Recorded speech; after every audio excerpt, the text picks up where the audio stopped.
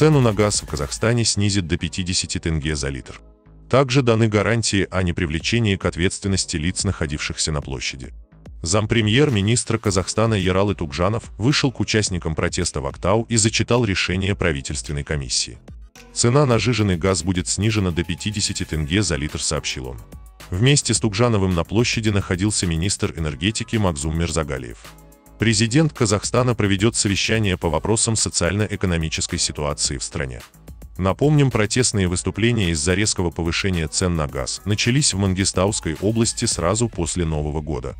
Акции прошли во многих городах после того, как стоимость газа для заправки автотранспорта увеличилась вдвое до 120 тенге за литр. В Минэнерго Казахстана пояснили, что цены на газ теперь будут формироваться самим рынком в соответствии со спросом и предложением. Акимат не участвует в регулировании цен на газ, так как данный товар относится к конкурентной среде. При этом в случае возникновения фактов необоснованного завышения цен со стороны индивидуальных предпринимателей, Департамент агентства по защите конкуренции принимает административные меры. В ночь со 2 на 3 января президент написал в Твиттер, что поручил правительству срочно рассмотреть ситуацию в Казахстане.